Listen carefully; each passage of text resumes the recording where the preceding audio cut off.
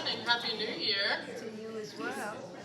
Before we get started, I just would like to make an announcement.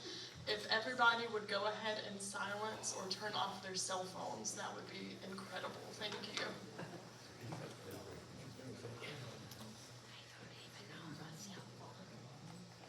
And then now I will go ahead and introduce Mr. Fred Berry to talk about the Mongol Derby. Is that it? Yeah. That's all I need. Can everybody hear me? Yeah. Okay. My name is Fred Berry, and my sister-in-law, Karen Filipski, is one of y'all's co-residents here, and she asked me to put this show on, and I was more than happy to do it. It's an interesting tale of somebody of my vintage picking on this challenge. And first, let me tell you what the Mongol Derby is. It's a race across the steppe of Mongolia, the open grassland there, and it's 1,000 kilometers, which is 600 plus miles. Think of riding a horse from here to Memphis, Tennessee. It's over 10 days, and you're only allowed to ride 13 hours a day. So, and during that time, you ride just short of 30 horses. You swap out horses every 20 or so miles, and the horses are gathered up around the countryside, and we'll talk about that. One question is, what business do I have doing something like this? That's a legitimate question, and why would I ever think that I could? I just give you a little background of who I am. I'm a longtime resident of Greensboro. I'm one of the Berries of the Berry family. Some of you might know some of us. But I've been riding horses since my best buddy started when I was 12 and 13, and have been riding pretty much constantly up till the last 6 months. But for 35 years, I was a fox hunter, and Betsy Ingram here, Betsy used to fox hunt with us, and I was the huntsman, which is I get on a horse, go to the woods. My wife and I would do it 2 times a day, and we'd gallop around the woods behind the foxhounds, chasing foxes and coyotes. And so riding cross country on a horse that uneven territory at speed was something I'm good with. And as soon as I saw the race on the internet, they had a button, click, and so to apply to race. And it was kind of an impulse item. Yeah, that sounds like me. I clicked and I applied to race. And they don't let everybody in. They've got maybe 400 people apply for 45-ish spots. And they pick you, I think they want a broad range of people around the globe, and they want a broad range of experiences. And I fit the crazy old man demographic that they were looking for. And I got in, and in fact went out the year before to kind of see what I'd gotten myself into. And so this is the tale of me and the race. And this clicker is going to, here we go, race prep. It was about a year ago. I had to lose weight. There are severe weight limitations because the horses, as you'll see, are wee little things. And so there was a weight limit on me. I had to lose weight, which I did. I had to get tough. I felt like I was tough, but these are grueling days, and so and 10 of them in a row, and so I had to work hardened. So luckily, Elaine and I live on a farm, and there's plenty of work for me to do from sun up to sundown, and I rode a lot of horses. One of the things that I needed to learn to do is ride little, terrible horses. Because they are. These are the wild horses that live on the steppe, and they catch them up, and they're about maybe 50 to choose from at every station, and you draw a horse out of the hat, and you might get a gentleman, you might get a gentle one. All of them are geldings or stallions. Or you might get a lazy one, or you might get a plumb crazy one, you might get a wild one. So the horse you get is highly uncertain, and you don't want to get hurt. So before the race, because there's plenty of danger on the race. So what I did, I lost some weight. I thought I was tough, and then I needed to ride little terrible horses. And we've got nice big gentle ones. And so I looked on that there internet, and the government was having a Mustang giveaway last April. They catch wild horses off the range, and there's so many of them, they'll just kind of dang near give them to you for free. But they've never been ridden, they've never been led, they've never had a halter on. So, and they're little, so they're little terrible horses. So we went and we got one, and we adopted a Mustang. And this is a video. This is the very first time that horse had a lead line on. They put a halter on him before we took him out, and it took us about a week to get that lead line on him. And this is my first experience with him lead line.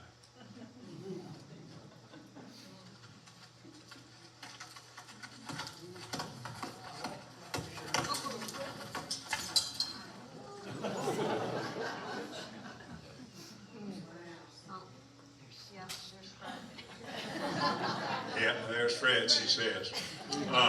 So about a week later, we finally got a saddle on him, and the word got out in the neighborhood that I was going to ride him for the first time, and our barnyard parking lot got full. And they claimed they weren't there to see the crash, but you know they were. You really did. But they came out, and I was able to get on that horse. I was able to teach him to eat out of a bucket. I was able to get on him, and within 2 weeks of that picture taken, I was riding him across the countryside with my wife Elaine, and every time he'd throw me off, she'd catch him up and bring him back. And it was great. It was a lot of fun. One of the things I did, went out to Montana where we have friends, and I rode hard, and had some of the country that we rode in, or I rode in, and I went to Montana and caught a fish. I was so proud of it, I wanted to show you all my fish picture. But then, now, remember, don't get hurt, it said. About a month before the race, I was riding my wife's horse, and it bucked me off. And I'm still wearing the sling from that event. So this is the doctor's note. It's a massive retracted right shoulder rotator cuff tear. And significant change, significant acuity. I don't know what that is. But here's the neat thing about this doctor's report. He says, given his young age and activity level, we're going to go ahead and give this boy an operation. And I asked if I could have the operation after the race, because my shoulder had really restricted range of motion, but I could pull back pretty good. And I felt like, well, if I could pull back, I could get on a horse and I could go. And he said, sure enough, go ahead. You're really going to have a hard time hurting it anymore. So I went, and and did the race. And so this is the story of Mongolia. Mongolia is, that's right there, that red spot is Mongolia. Underneath it is China, and on top of it is Russia. And right here is the capital, Ulaanbaatar. Everybody calls it UB. Now, UB is the coldest capital in the world. The high today is 11, and the low tonight is -14. That's normal weather for winter in Mongolia. But we flew into UB, and then we were driven out here into where the steppe is. The word Mongolia is roughly where the steppe is. UB is a huge modern capital city. There are about 3 million people live in Mongolia. 60% of them live in the capital city. It's crowded like nobody's business. Toyota Priuses are the car, and that everybody enjoys. The traffic is just horrible. Yeah, but it's a very modern city. If you're like me, it's a great place to leave and go somewhere else. So we were driven out to the steppe, and there was a complex out there that they had secured for us 40-ish riders and the support staff. So this is the crew, and we had riders from the U.S., New Zealand, Australia, South Africa, England, Ireland, Scotland, all over, primarily English-speaking countries, and equestrians of every ilk. 60% of us, or 60% of the racers, were women. Women dominate horse events right now. Men are getting scarce. But we lived in, this is our camp. Those are, you might call them yurts, but we call them gurs. That's what they call them in Mongolia. And everybody on the steppe lives in a gur.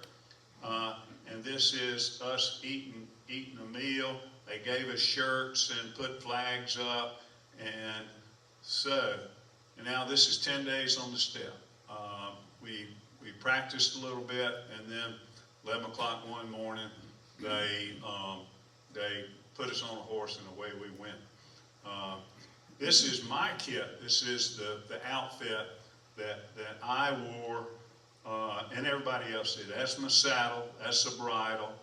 That's my helmet, my backpack, and I could have 11 pounds of gear for 10 days. I had 11 pounds of gear, not food.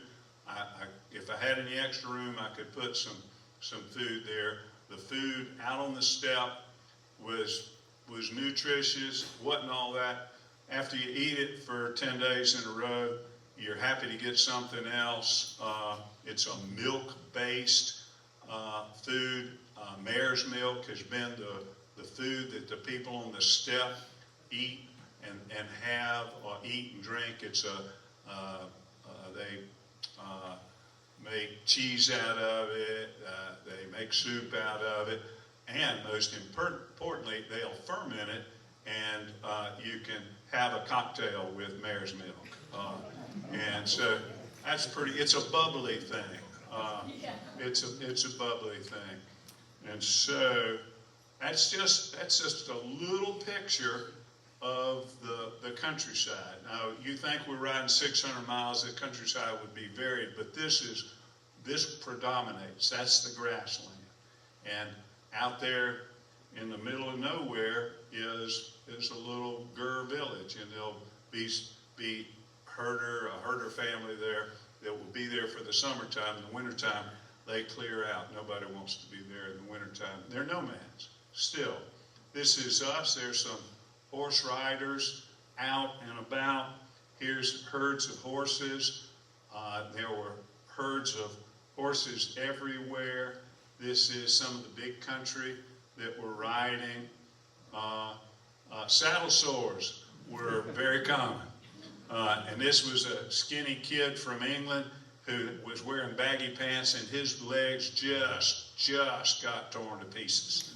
And so that's him wrapping him, unwrapping himself. That's his horse. I camped there in that grove of trees with those two kids. There was a doctor there. There were vets. There were doctors. There were people to feed you. This was a doctor, Andy. He'd fix up all your body parts. He doctored a lot of sore rear ends, I'll tell you that right now. And you're all sleeping in that gur, and so your modesty, you checked your modesty at the door. Everybody's rear end was tended to. Knock on wood, mine held up pretty good, but Andy would tend to you. I rode. These are just some pictures taken through my horse's ears. There were livestock everywhere, just cows on the bridge. They'd own it. Came on a herd of camels one day, and it was like, whoa, way off in the distance. And distance got different. Your time and distance was if you're getting on a horse and you got to ride him for 25 miles across the countryside, you can see way out there. And I saw this herd of animals. I thought that they were being ridden until I realized those humps were not people, they were camel humps. And I was pretty sure that my horse had never seen a camel before, because he was non-enthusiastic about those camels. Here's just different pictures. There's yaks. There was yaks, goats, sheep, cows, camels, and horses. And so every one of those creatures grazed a little bit differently. And so you can see here how well groomed the countryside is, because what a cow will leave, a horse will eat. What a horse will leave, a cow will eat. So they grazed it off pretty thoroughly. This was a water trough, and that fellow there was filling it up. This is a girl she's a fireman from maybe Wisconsin. Toughest girl I ever saw. I never saw anybody get bucked off a horse so many times and get up smiling. She was just amazing. She was just amazing. And if you end the day, you got to stop riding at 7:30. If you end the day at a horse station, there's a gur and a hot pot for you to eat out of, and fresh water, and facilities. And the facilities are nothing but a three-sided walls that went about this high, with the opening heading away from the gur. Got a big hole and two planks on top of it, and that's but hey, you were happy to get it if you needed it.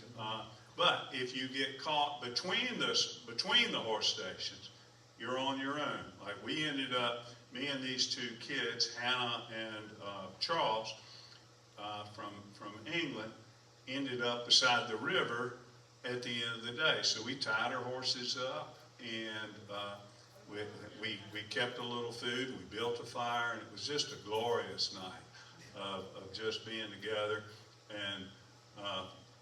And people, by and large, the people were very, very friendly. And people would come, and we were a curiosity, as you might expect. And people would stop and talk, and so this is us camping. That was pretty cool. Now, there's the horses at the horse station. I see the dead gum thing did. That's supposed to be higher up. But those horses, on the computer screen it is, but those horses are in a line, they're tied up, and they spend their day bobbing their head because the flies are there. And we would pull into a station, and before we could get a new horse, your horse had to pass a vet check. Its heart rate had to get down. because they didn't want you, running your horses to death, sliding in there, grabbing another one and going. So they were very, very particular about your horse's heart rate. When your horse's heart rate got below 56, you could get another horse. And you did. That's me weighing in. That's just a picture of a herd of horses I went by, just herds everywhere. That's us riding. That's two Australian gals and a New Zealand gal. That's me in the background. See, I'm wearing my sling by then. I did most of the race with one hand. My right shoulder was kind of messed up. I couldn't use it too good, and by the end of the race, my left shoulder was hurting. I'll tell you that. But these are just neat pictures of the big country we have. That's a horse line. That's a Mongolian saddle. That's not our saddle. Here's a neat thing. Many passes that you go over are going to have a pile of rocks on them, and the cairns or whatever, and it's not associated with Buddha. I don't think it's associated with a standard organized religion. It's just something that they've done for thousands of years, and they'll put a pile of rocks and put little keepsakes on it and put flags on it, and you're supposed to ride around it 3 times and chuck something in, and something good will happen to you. And so they're everywhere. It's just a neat part of the landscape. Now, down on the river where I slept with those kids, there was this tree, and it had all these rags on it, and those are shrine rags. And right here, somewhere, is a little ceramic Buddha, and that was, sure enough, a Buddhist shrine right out there. I needed a place to sleep under, to get out of the dew. I needed some limbs to sleep under, and I didn't know what Buddha would think about a sinning Christian sleeping under those limbs, but I did, and had a good night's sleep under there. Here's a neat picture. I'm riding along. I'm trying to make time. I've got my camera with me, and I'm riding with one hand, but I want to take pictures. But once in a while, I'll stop and take a picture. This is a picture just spoke to me. It's just very typical. Got this herder out there with his goats, spending the day, and it's just as Mongolian steppe as it gets, that picture. Here's yaks. The ability to have relationships with these folks was pretty cool. They didn't speak English. I learned a few little smatterings of Mongolian, to how you doing, et cetera, et cetera. Hey, I've lost my horse. And one day me and 2 gals got seriously off in the wrong direction, and I'm trying to find my way back, and I've got a GPS unit in my hand that's going to tell me where the next station is. It doesn't tell me how to get there, it just tells me where it is.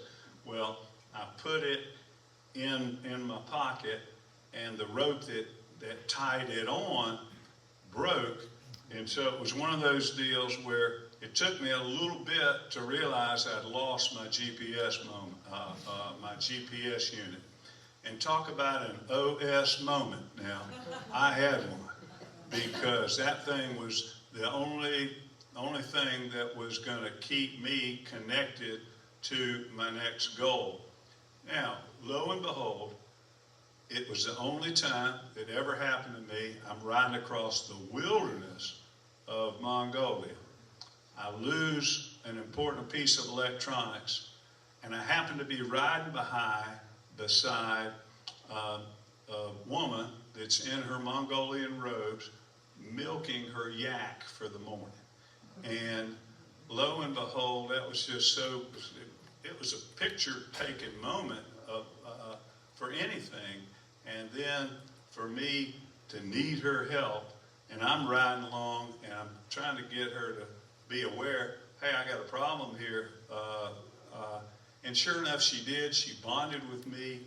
She hollered her family up, and pretty soon the whole family's out there looking for my piece of electronics. A 14-year-old kid found it, handed it to me. I said sayonara and galloped away. But that was just a neat point of giving and connectivity. This is another one right here. I went out thinking that I could ride the race with my arm, but I soon realized the endless bounce, bounce, bounce, I needed a sling, and I didn't have one. I had a rope to tie my arm to my side with to keep it from getting in some mischief, but I needed a sling. I asked an interpreter, said, does anybody have a piece of rope I can use to tie my arm with? And next thing I knew, he comes back with this. What that is you will see the herders wear robes, and the robes have a belt.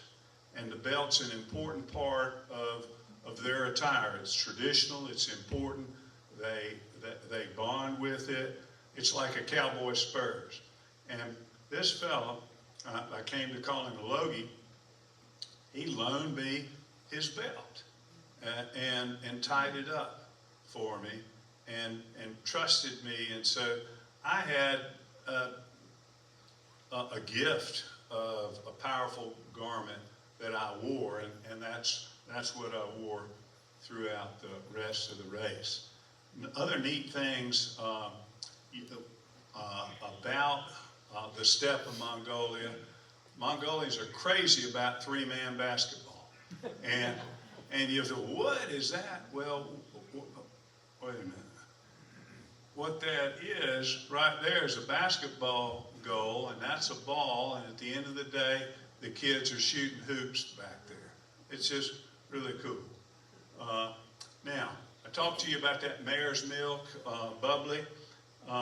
They ferment the mare's milk in a bucket or a cowhide. They pour it in, have a stick, stir it up, and that's the delicious drink on the Mongol Derby, on the Mongolian steppe. Here's a picture of gers. I don't have the angle here, but there are dogs in every ger, and as we would travel across the country, we would realize every ger would have 2 or 3 dogs to protect their herd, and some of those dogs, they were all protective, and some were more violently protective than others. Some of them would just give you a good barking. The others would try to tear you off your horse or eat your horse's tail. And so we learned to take a wide berth around there. And by and large, I had good experiences. This is the inside of a ger. I want to show you what we have. What we have here, there's going to be a bed, there's going to be some kids, there's going to be a shrine, some chests, more chests, there's bridles for their horses, and another chest, and another bed. There are going to be 2 beds, and the beds serve as a chair, a table, a bed, and that's it. And that's the mom. She did not want me taking her picture, but I got her on the flip-flop.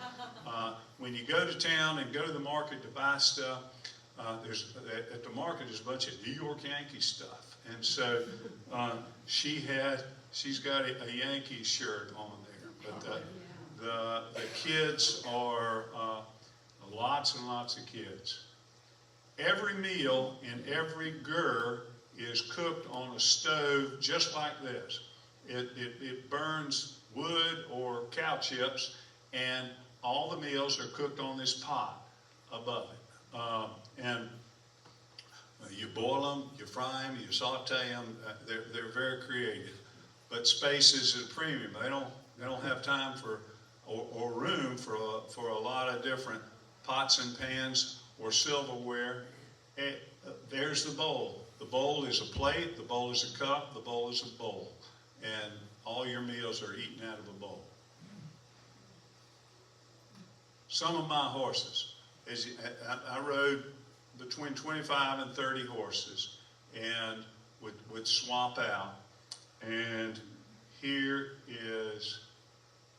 me talking about some of my horses. How'd you like fried bread? My last ride was the fastest ride of my life. That horse, the three horses before that were slower and slower. This horse was the fastest ever. He was incredible. I've never experienced anything like that. He threw his head up and dashed across the step with not a dollop of control, not a dollop.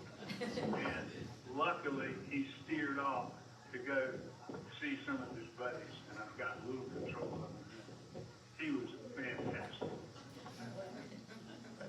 That was a hair-raising, take my breath away ride if there ever was one. And I've ridden right many horses and done a fair number of spicy things with him.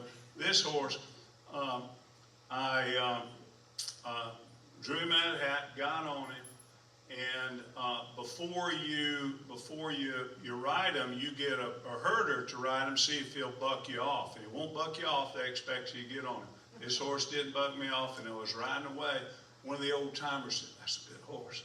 And soon as they turned him loose, that horse threw his head up and flew across that step like nobody's business. And I had to remember to breathe. It was really something. And so the speed was, but then there's also gopher holes everywhere. So horses flipping over on you, it's a thing. And that horse went, that horse was so powerful. Instead of going around the valley, I went right over the top of the mountain with him. I mean, that horse was amazing. On the other side of the coin, slower and slowest I had were terrible slow, heartbreakingly slow. Just ripped your heart out. They were so slow. So between those slow horses and my bum arm and some navigational stuff, my hope, I went out there thinking, man, I'm going to win this thing. And so between my bum arm and those slow horses and a bad navigational trip, just finishing it was everything I could do. But by golly, I had some adventures. Yes, ma'am. Are you able to buy the horse you rode and bring him back to the state? I guess you could if you were willing to spend that much money. I think that is expensive. No, but shipping one across back, it's no small affair. But, I didn't need one. I got that Mustang, Right. Hey, what was the temperature there? The temperature it varied. It was summertime. Think of Montana in the summertime. Could be warm, could be cold, could be rainy, could be windy. We had a couple of days of really cold rain, a couple of days of heat and dry. Hydration was important. We had several of the race members wig out with heat stroke on the hot days. So it varied. So these are the horses. These are the same horses that Genghis Khan conquered the world with 800 years ago. And it was these horses off the steppe. They're tough because they have to survive the winter. They don't feed them grain. They don't feed them hay. They get out there and scratch a living. They're all barefoot. And Betsy, she babied her horse like nobody's business. If her horse got off the trailer, she'd be worried it needed some hay. So she tied a bag of hay so it would eat. These folks, they tie them up on that high line and stake them out at night and take them to water twice a day, and they learn to live like that. And they're just tough. So that was a neat thing. This was a traditional Mongolian bridle. Here's some of the horses that I rode. And I had to, every time you get on a horse, you got to figure him out. He's got to figure you out, and you make the best of them. Unfortunately, many of them figured me out as being a crippled old man who wasn't going to be able to make them behave very well. And so if they wanted to stop and eat grass, well, fine, that old timer ain't going to be able to do anything about that. He's just only got one hand. He's got to hold on with that one. And so that was one of my problems. But I rode some grand horses. Oh, there are trees there. What's that? Trees. Yeah, there were some trees from time to time. You get some elevation. Were these horses a little smaller than the? Oh yeah, absolutely. They were about this, 12, 13, 14 hands. 14 hands was a giant. Right. Remember, they're little, terrible horses. Right. Here's a fun thing. You think of a cute little girl with their pony, and they love their pony. I never saw a lot of horse affection out there. These are herders, and these are using horses.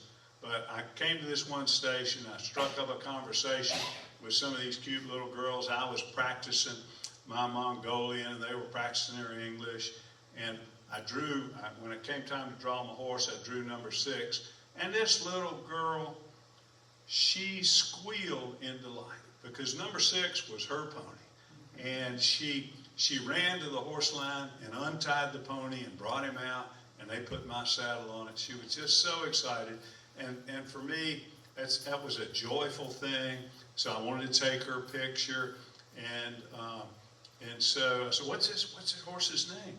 Well, they don't even give horses names. Well, if what I did stuck, they're right now referring to that horse as Fred. But that was a pretty good horse. It was more than a little girl's horse. It was a made for social media event. At the end of the day, they're going to put a camera in your face and see if you'll use the word dollop again, and talk. And so they enjoyed getting quotes from me. My arm did not work. If I wanted to do anything with my right arm, I had to pick it up. And sometimes there'd be Wi-Fi service. I'd get a hotspot, would be able to call and check in with the lane. One night I spent the night out between stations with a family and got flags for them, and they love those flags, but they really love the pack of cigarettes I gave them. Let's talk about the herders. These people have been, for eons, man's riding relationship with a horse was forged on the Mongolian steppe thousands of years ago. And these people descend from that. So riding a horse is who they are, and being on a horse is who they are. And this is a herder. They don't throw a loop like a cowboy. They'll ride after a horse with a stick with a loop on it. And as you can see, this is his robe. But it was just magnificent to see the culture. And somebody was talking to me, Gary Enfriend, who went to Mongolia, talked about the Naadam races. We saw a race. Horse racing is all the rage. And they're little horses, and they put their children on them as jockeys. And it's the dangest thing. They naturally do things that would make every suburban mother fall apart. They put these kids, how old is that kid, you reckon? 6, maybe 5. He raced like the wind. Here are the other racers. There's a basketball goal in the background. They raced, kids everywhere. It was such a joy to see these kids. And it's all about being on a horse. And one day they were showing off, riding around, picking up their sticks off the ground. That's a horse testing out. That's a rider testing out one of my horses. I didn't ride that horse. I didn't ride that horse. This is my course. And then at the end, last in the merry band was FBE. That was my call sign. Fred B.E. for Barry, whose horse had mercifully calmed down enough not to yank out his one good remaining arm on the ride to the finish line. Never before have we seen a rider make it around with an arm in a sling, fashioned out of a herder's belt, no less. That's me and the last pony that I rode. That's me, my scraffly beard. And this is just a picture I love that kind of, to me, symbolizes the herders, the horses, and Mongolia. So that's my show. Thank you very much.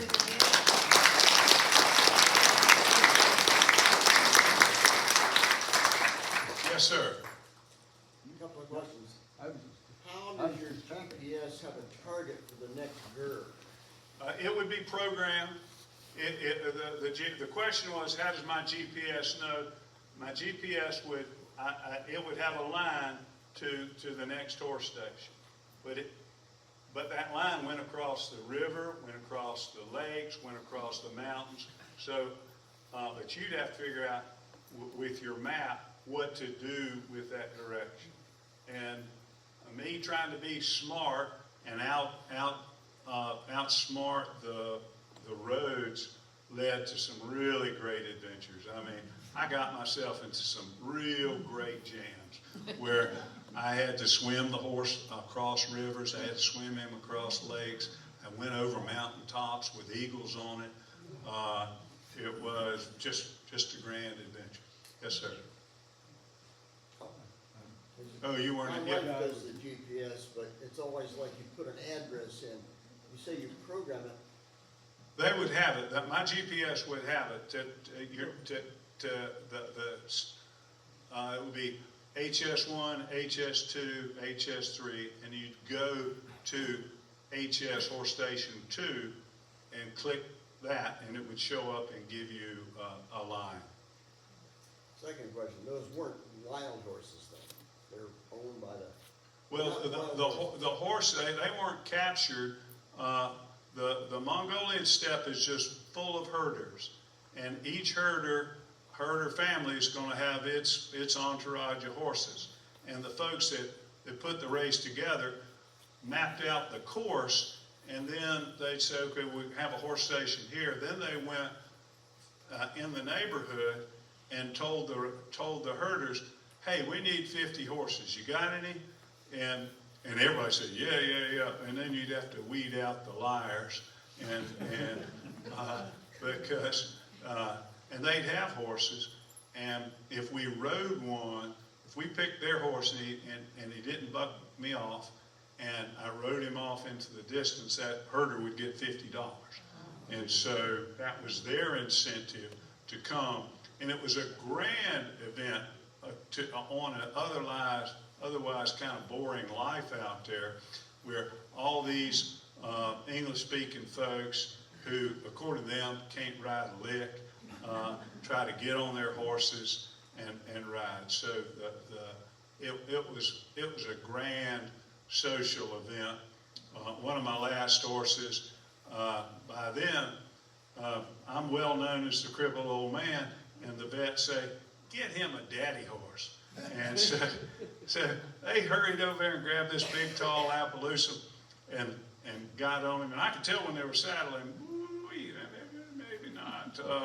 And the herder got on that horse, and it went to bucking, and all his buddies started laughing, and then it bucked him off, and they laughed more. And I said, can I have another horse, please? But the social piece of it was really neat. The horses get hurt? Yes, they do. They go for holes. Yeah. If they break a leg, do they shoot them? I don't know how they dispose of them. I wouldn't be surprised. Shooting a horse is good fare euthanasia for them. I rode a horse and got halfway to my next station, and he injured his foot, so I had to get off of him and then walk him back. And the vet needed to put some medicine on him, but he was too wild to even touch, much less put him medicine on his foot. They squirted some medicine at his leg, and the vet said he'll be fine. Did they put air tags on you? Did they track you? Yeah, you And bet. how, when you were riding and you didn't quite make it to the next horse station and you stayed with the Mongolian family, did you have to ask if you could stay there? We did, and had a little cheat sheet of words to use and communication, little interpretation, and my Mongolian that I practiced with. And the one of the things that you had to be aware of is if you were staying between the stations, the managers of the race are going to come out there and check you and make sure they didn't care about you, but they were worried about their horse, and they want to make sure the horse had food and water. And so you needed to know you were going to have to pass that test, and we did by and large. Yes, sir. How about the Mongolian people? Were they all friendly, or did you have to worry about somebody cutting your throat sometimes? The great majority of them were friendly. We got into, me and a bunch of 3 Australians came into a village, and the vibe was bad at that village, so we rode on. But generally, they were abundantly friendly. But you needed to realize, people are people everywhere, and there's some bad apples. Yes, ma'am. What surprised you the most about your own abilities and sort of relationship to this trip? What surprised me the most about my own abilities, one thing that was pretty cool is after the second day, I spent roughly 100 hours in the saddle, and these are vigorous, intense, you got to pay attention to not die hours in the saddle, was how it became just like another day on the job. My body got tough, I was no more sore, I just get on a horse and ride away, swap out another. And that was a pretty cool bit of validation of what I was made of and what I hope to be made of. Right. Did you feel a bond with the people by the end of the trip that you were with, and do you keep up with each other now? Well, we keep up briefly. Logie, who loaned me his sling at the end at the award ceremony, I asked if I could talk and brought him up, and I told the story of his personal gift to me, and he recognized it, that indeed it was him honoring me, and I gave him a hug, and I took the hat off my hat and gave it to him. And so, yeah, those little moments of connectivity, and I'm sure that yak milking lady is still talking about me. Yes, sir. Wonderful presentation. I'm sure you're very aware that the Greensboro History Museum has the Thomas from the Berry family bakers. Yes. Yeah, and my ex-wife worked at Wellspring, and so I got to meet Father Thomas. We got a signed copy of it. Good deal. Now we've segued into something bigger and more important than this. My uncle is Father Thomas Berry, a renegade Catholic priest who became a world-renowned eco-theologian, and we were lucky. He was one of my dad's 12 siblings, and we were lucky to have him as our kind of personal priest. He was more about saving the world than direct ministry, but we were lucky to have him, and thank you for mentioning The that. library out here has a beautiful mural relating to his ecological library. Uh-huh. Really focused on- Right, Anyway, it's quite something. right. And I called him, my dad and his family called him brother, so we called him Uncle Brother and Uncle Father Brother. And I reckon he would appreciate what it did. I do. I guess it was your grandmother who was the woman of the year? That's right. Grandma, in 1941, National Woman of the Year. If you go to the Waldorf Astoria, used to be before they decorated it, you go check your wife's fancy jewelry or your jewelry, and they had a plaque with Elizabeth Vice Berry on it. Yes, ma'am. Since this was a race, did you ride the horses fast, or did you just? Rode them as fast as you could, knowing that they had to pass the vet check at the end, so that you couldn't burn them out, but you wanted and you needed to ride them. And I had grand visions, but my slow horses, I'll blame it on anything other than my sorriness. But I didn't win, but I've come to terms with that. Right. Anybody else? Would you mind putting the race course back up? Say what? Would you mind putting the race course back up? It was Sure. that four back. Sure. Thank you. How many miles was it? About 600. How do you do?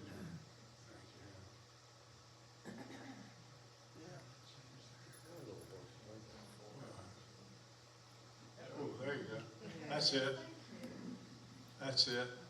And we yeah, round and around. So it went over some passes, it went over some lakes, it went close to cities, and at the city, you know, you weren't supposed to get help, but several people dove into the gas station and got a Coca-Cola, which was generous, right?